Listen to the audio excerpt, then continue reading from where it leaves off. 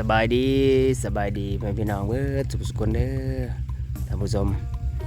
สบายดีพี่น้องเด้อสบายดี FC สบายดีสวัสดีมื้อนี้ทุกคนเว้าเลยกะได้มาถ่ายคลิปเนาะเนื่องจากว่าเว้าเลยบ่ได้ลงคลิปก็เกือบฮอดประมาณเดือนพี่น้องเพราะว่าบ่ค่อยสบายเนาะออกจากโรงพยาบาลแน่พี่น้องมื้อนี้กะสิเดินทางไปหาเบิ่งน้องออนเพิ่นเนาะทางบ้านเบาเหลนเนี่ยน้องออนเป็นได้แน่เพิ่นอยู่ดีมีแห้งบ่มีเนื้อคู่แล้วบ่สิพาพี่น้องไปเบิ่งดำไห้ดำหน้าแล้วล่ะบ่ทำข่าวเนาะนี่เป็นภาพบรรยากาศคักหลายพี่น้องทั้งบ้านน้องออนแล้วก็บ้านเบาเหลนเนาะซี่แหละทุกคนนี่เป็นถนนลาดยางแต่ว่ายังเป็นชนบทอยู่กับภูเขาภูดอยเป็นบ้านชนเผ่าเนาะก็ถือว่ายังม่วนอยู่เนาะสำหรับคนมักวิถีชีวิตแบบนี้บรรยากาศแบบนี้ทุกคน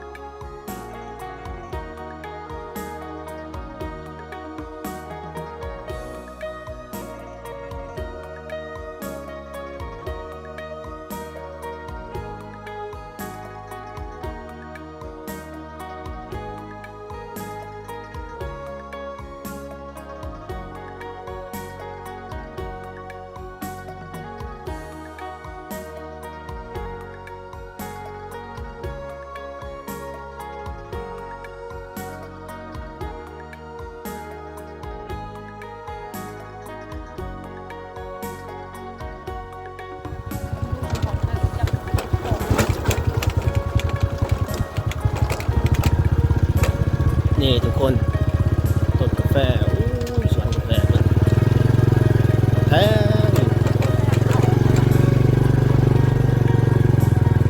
นี่ทุกคนอันนี้ฮอด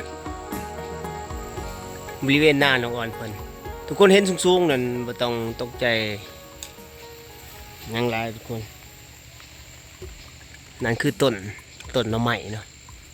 หน่อไม้โคตรสูงเลยทุกคนน่าจะ40 เมตรโอ้ยนี่เขาจะโค่นตัดเขาจะเห็ดละขั่วเนาะละขั่วสวนหัวให้หัวหน้าเป็นต้นหน่อไม้ทุกคนทางบ้านเพื่อนเอิ้นว่าหน่อไม้บานนี่แหละความสูงทุกคนไปเดี๋ยวสิพาพี่พาน้องไปเบิ่งหน้าน้องออนนี่คือขายกับต้นลานทางบ้านเพื่อนต้นมะขอเนาะนี่บรรยากาศหน้าน้องอ่อนเพื่อนฝนตกทุกคนทางนี้กำลังไถนาบรรยากาศคักหลายมามือแหลกฝนกระตกเลยอวยมาด้านนี้ก็สิเห็นกระโพดสาลีน้องเพิ่นปลูกนี่ยังบ่ทันแก่14มาลินพอดีครับว้าฝนตกซะมะขอไปหลบฝนในตูบน้องเหมือนกัน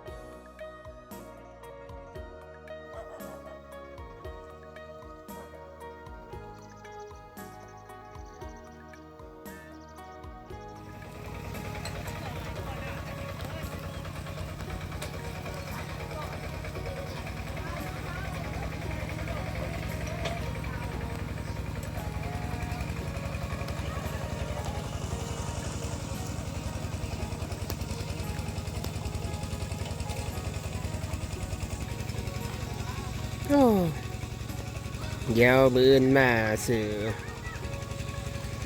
ขนมใหม่ทุกคนให้น้องอ่อนไปกินบรรยากาศหน้าน้องอ่อนเด้อ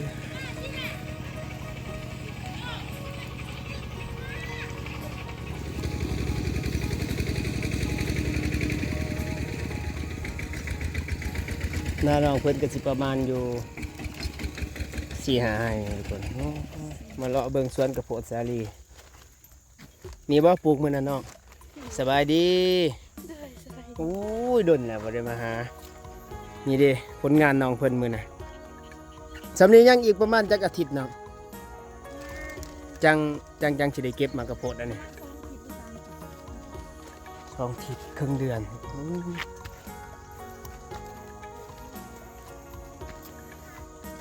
มีกระโพดหมักแตงคนมีผักนี่เห็ดปว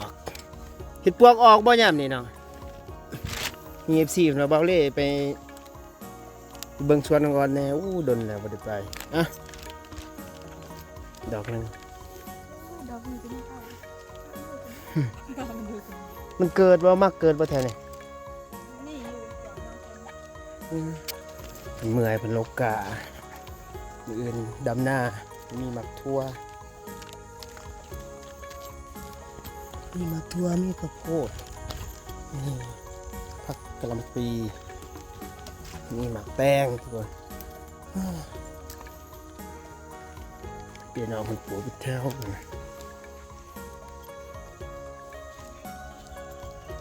มีดอกใหญ่ปะใส่ดอกใหญ่ปะป้าจักดอกกัน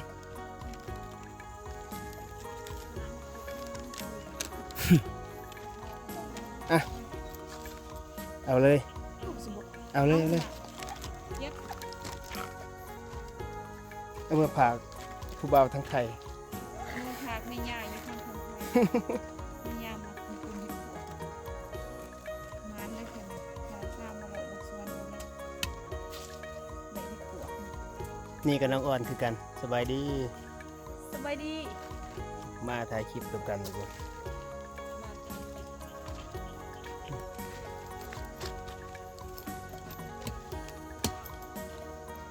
โอ้มีหมักแตงน้ำเนาะแตงกำลังเริ่มเป็นหมากลายทุกคนทางนี้มีมะเขือเบื้องนะ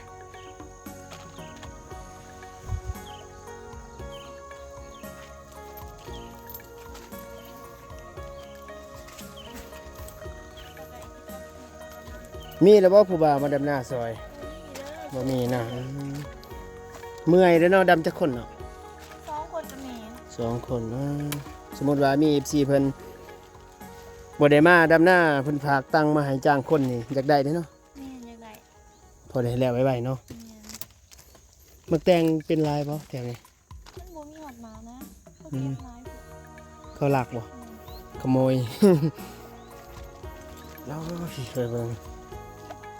นี่แล้วก็โพดเนาะโอ้ตรงนั้นต้นมันจะคนเพิ่นมันยังอยู่ประมาณ2 อาทิตย์เพิ่นนะมันยังเพิ่นแก่ลองเบิ่งก็เด้อ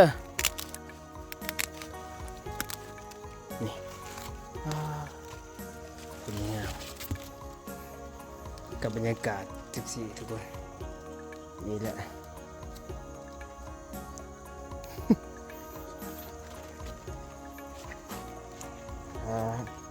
แต่มันเป็นลูกเคยกับประมาณนี้แหละอยู่แล้วทุกอย่างนี่จะบริใส่ปุ๋ยเด้อทุกคน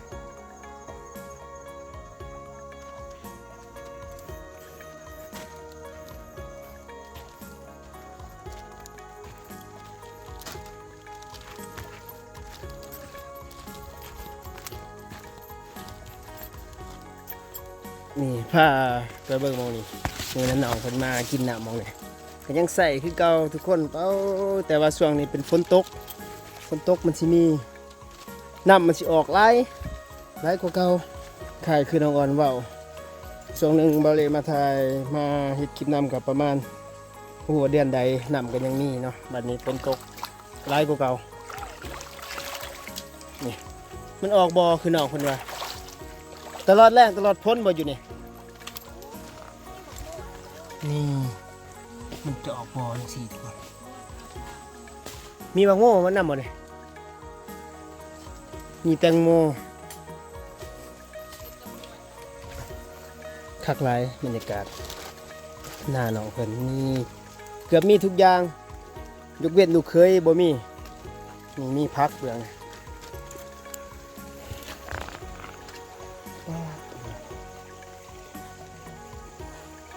บรรยากาศคัก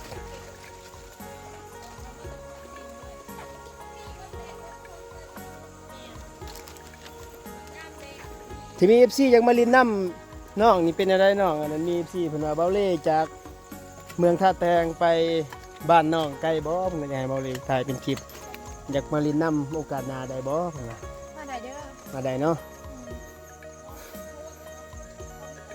ได้ซองดอกป่นกินอิ่มอยู่บ่ อิ่มอยู่ คักหลายจะได้กาแฟปลูกแล้วบ่เนาะ อีกแล้ว หลายบ่ เฮ็ด น้อย ตาม ดี ไป ก็บ่หลายเนาะแต่ก็อยากปลูกหลายๆถ้ามีดินเนาะ แม่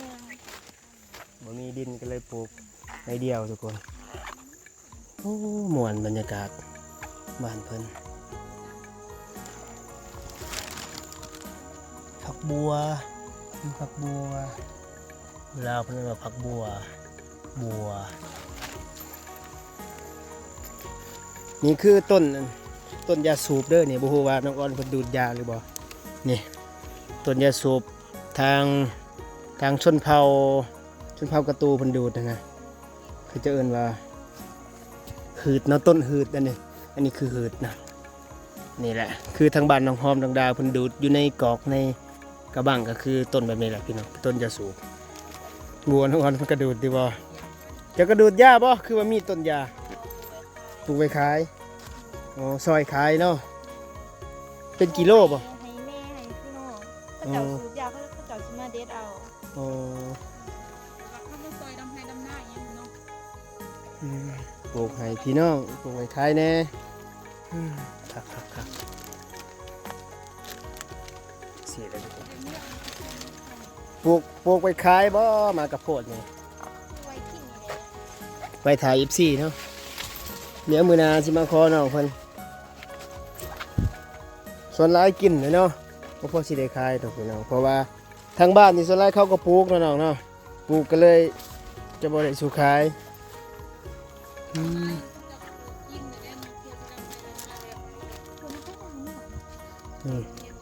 เดี๋ยวเมื่อแล้วบ่ได้นอนหน้าบ่ โบ ย่างเมื่อบ้านอีกเนาะเขามานอนในบ้านจากนี้ไปก็ประมาณ2กิโลไปเฮือนน้องเพิ่นเดี๋ยวพาทุกคนมาเลาะ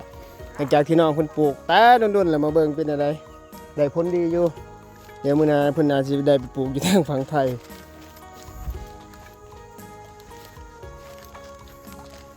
ค่ำแล้วตอนนี้ก็สิฮอด 17 นาฬิกาแล้วสิได้เมื่อเดี๋ยวลาพี่น้องนี่โอ้มีน้องป่าแต่บ่มีป่าบ่ ที่จักสิปล่อย ไปครับไปพอกันคลิปหน้าเด้อเดี๋ยวมื้ออื่นน้องของเราดำหน้าบางทีสิมาสวยดำแท้บ่ไปแล้วกินก็สบายดีบ๊ายบายเนาะบ๊ายบายฝากติดตามเด้อคนมื้อนี้ก็มาหาลงอ่อนเนาะมาเบิ่งสวนเพิ่นก็ประมาณนี้แหละมื้ออื่นเพิ่นก็สิดำหน้าบ่มีเงินจ้างเพิ่นว่าดำกับแม่2คนสักกินนี้ก็กับคำว่าสบายดีสวนเพิ่นคักมีหมักทั่วหมักหมักแตงครบ